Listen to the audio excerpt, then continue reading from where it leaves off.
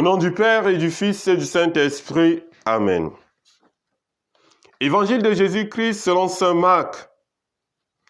Toute la journée, Jésus avait parlé à la foule.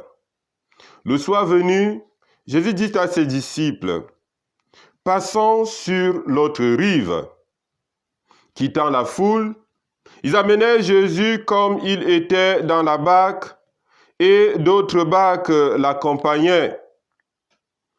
Survint une violente tempête. Les vagues se jetaient sur la barque, si bien que déjà elle se remplissait. Lui dormait sur le coussin à l'arrière. Les disciples le réveillèrent et lui disent, « Maître, nous sommes perdus. Cela ne te fait rien? » Réveillé, il menaça le vent et dit à la mer, « Silence, tais-toi !» Le vent tomba et il se fit un grand calme. Jésus leur dit, « Pourquoi êtes-vous si craintifs?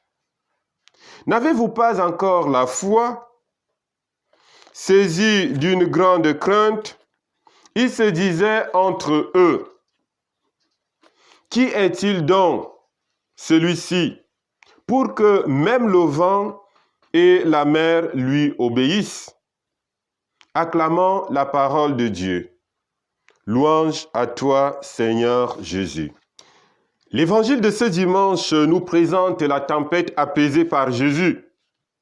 Les signes de la messianité du Christ dans l'évangile de Marc apparaissent en particulier à travers le pouvoir de Jésus sur les éléments naturels non maîtrisables par l'homme.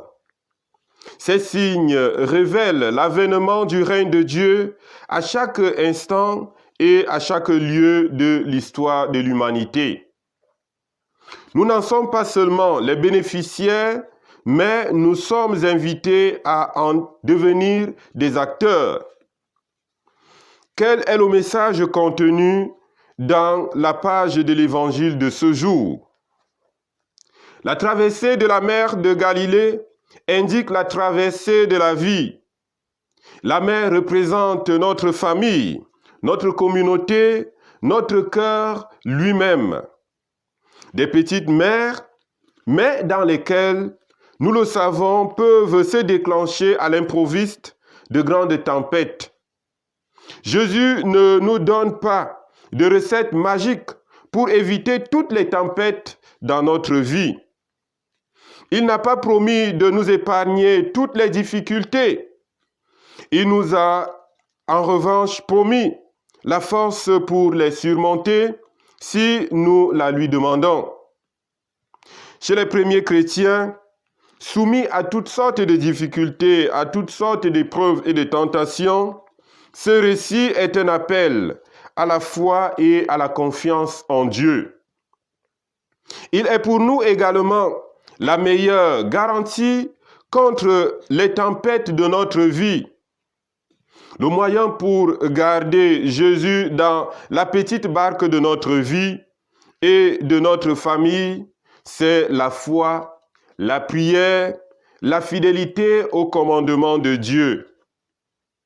Nous sommes invités aujourd'hui à devenir des personnes chercheuses de Dieu, des hommes et des femmes qui se laissent préoccuper par le message et la personne de Jésus, qui se convertissent au jour le jour. C'est en ouvrant notre cœur que de plus en plus, nous découvrirons que Jésus est la porte et le chemin qui mènent à Dieu. Que le Seigneur nous donne de grandir dans la foi à mesure qu'il multiplie devant nous les signes de sa présence et de sa puissance. Amen.